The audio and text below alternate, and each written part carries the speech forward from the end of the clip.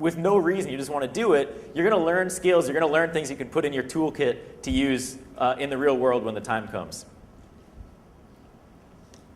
And then, of course, you have the flip side, where there's good, there's always bad, and I wanted to include these because these are some of the common things that you'll see from a more malicious side of hardware hacking. So if you're a designer, you might want to be aware of these to protect yourself. Theft of service, obviously anything that costs money, people are going to want to get for free. So I'll actually show you an example of that. Competition or cloning. Everybody wants to make products cheaper. So some companies exist specifically to reverse engineer products, figure out how they work, and then remanufacture them, for example. User authentication, spoofing, getting access to networks, forging a user's identity. Those are sort of the main three, but there's, I'm sure, all sorts of other reasons why you'd want to break hardware. So why is hardware hacking becoming this new thing? It's been around. Electronics have been around for a long time. Software has been around for a long time. Computers have been around for a long time. But more recently, a lot of people are starting to hack hardware. And I think that's very, very good. Because I've been giving talks on secure hardware for 10 years. And a lot of the stuff that I talked about 10 years ago is still valid. Problems still exist. The same classes of problems as far as retrieving contents from memory, replay attacks. All these things that, as a computer security professional, you go, oh man, I can't believe people still do that. But in the hardware space, people still do that. So we can take advantage of that. But a lot more people are getting involved for a few reasons. One of them is easy access to tools. Some of this equipment, oscilloscope, a good soldering iron, used to cost a lot of money. Mostly academics would have the tools, or hobbyists with a lot of money. But now they can be purchased for a few dollars anywhere in the world. You can have your soldering iron, your multimeter, your oscilloscope. Those are like the 3 core tools, all you need to start analyzing hardware. So the entry level is a lot easier. Even more so possibly than software. If you're actually buying the debugging tools you need or the development tools you need for software, it could get a lot more expensive now than hardware products. Components, you can go anywhere. Let's see, with the place around here, Jalan Pasar, that street, went there yesterday. All sorts of electronic components. You can just go and get what you need. It's not that hard anymore. Logic Analyzer, there's some open source solutions like the Bus Pirate when you want to start monitoring digital signals and seeing what's actually going on the lines. So you could build something for, I don't know, $20 US to do what you need. Then you have things that are a little more advanced, and I'll get into a detail of this later. Chip decapping and die analysis is sort of the next step of hardware hacking, where you're looking at the actual integrated circuit die, the silicon die, inside of the black integrated circuit packages on a board, which sounds really complicated, and it definitely requires different skills than the higher level hardware hacking, but the tools are available now, and they used to be millions and millions of dollars, but now you can get the equipment that you need to perform these tasks on the surplus market through friends. I have a few links in a section later on about people that will do this stuff. You could pay $50 to have a chip decapped and have the die imaged for you. So even if you don't have the skills, you don't have the tools, you can outsource them to somebody that does, which is a new concept that wasn't possible 5 or 10 years ago. People just wouldn't outsource their services to do chip decapping and die analysis for $50. But even if you don't have those tools, you can go low tech if you still want to go down that route, and that's why people are starting to get into this. Acetone, fuming nitric acid, a microscope, just the basic tools, and you can start going. PC board design is another thing that nowadays is accessible to all sorts of people. These design tools, professional design tools, would cost $25,000 US, which only a handful of people would actually buy. Right? That's a lot of money. You really need to, if you're going to invest that kind of money, you better know you're going to make that money back.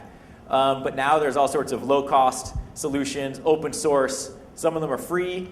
That can get you in the game. You can start designing your own circuit boards, which means now, instead of trying to hand wire everything, you can use the latest technologies. You can use the latest fine pitch surface mount parts. You can create kits and then distribute those to your friends or sell those to your friends and get the tools out there a lot easier than 10 years ago when you drew all your schematics in ASCII art and tried to tell your friends about how to build it. Now you can basically give them a kit to let them do it. PC board fabrication is the same thing. You design your printed circuit board. Now you can fabricate for very, very cheap, which makes distribution easy when you're trying to put together something. Think about mod chips for gaming consoles. That's probably the best example of easy distribution. You have a mod chip, you can distribute them very easily. There's a lot of production houses online too, so even if you're in some far reaches of the world that you don't have access to fabrication houses close to you, you can just go online, place your order, send the files. You never even have to talk to a human, and you get your files back. So a lot of the things that used to be hard for engineers and for hardware designers and hardware hackers are now just so easy. There's really no excuse not to get into analyzing hardware. Then you have things like rapid prototyping, laser cutters, CNCs, PC board prototyping machine. If you're doing a lot of PC board prototypes, you want to crank stuff out really fast. Those machines used to be $25,000 or $50,000. Some of them still are. You can create your own personal CNC, maybe for a few hundred. Make circuit boards that way. 3D printers. You can print your own objects if you need to, whether it's maybe it's some sort of holder for a circuit board while you're doing something, or I don't know.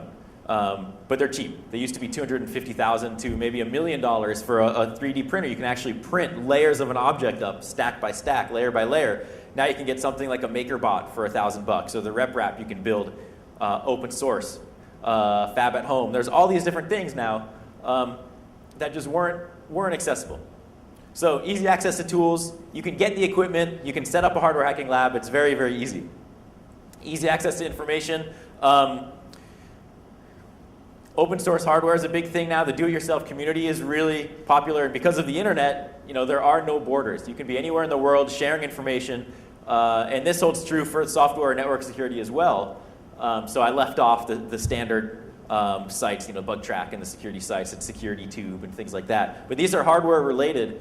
And you can go to any of these blogs, any of these discussion forums, and see and learn something new every day. And chances are there'll be some security-related application or some security-related hack posted every day. So there's just this constant flow of information, and it's actually really hard to keep up with the flow of what's going on. Whatever area you're in, I'm sure it's like that. But there's just so much information out there now, and it's so easy. It's not as difficult as it was back in the day, where if somebody knew something, say in Malaysia, trying to get that information to somebody in the United States is going to take a long time. You got to send it through the mail, maybe call them on the phone, transfer files with a 300 baud modem. Who knows? Now information moves so fast. All the information's out there. So you have the tools, you have the information. There's no excuse not to start hacking hardware. Just a little bit of a methodology of areas that you can look at when you're hacking hardware.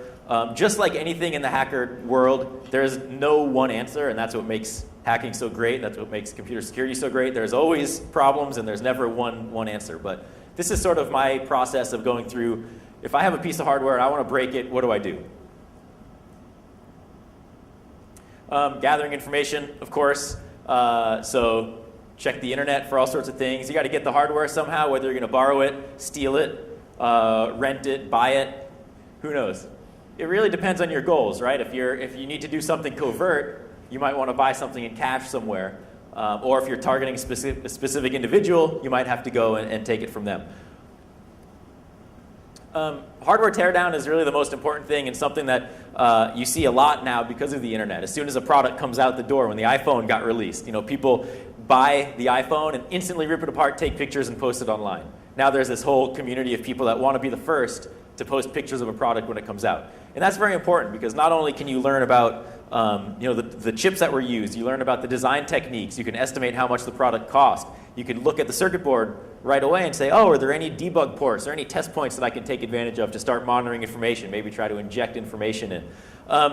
So really the goal of whatever product you're looking at a lot of times is you want to get access to the circuitry, because you start getting clues. And hardware hacking is all about getting clues. You say, okay, I know these components.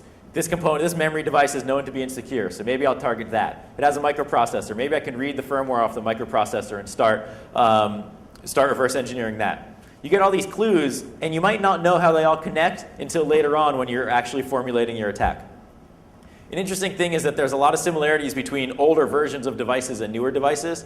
And I'll show you an example of that when I start talking about the smart part.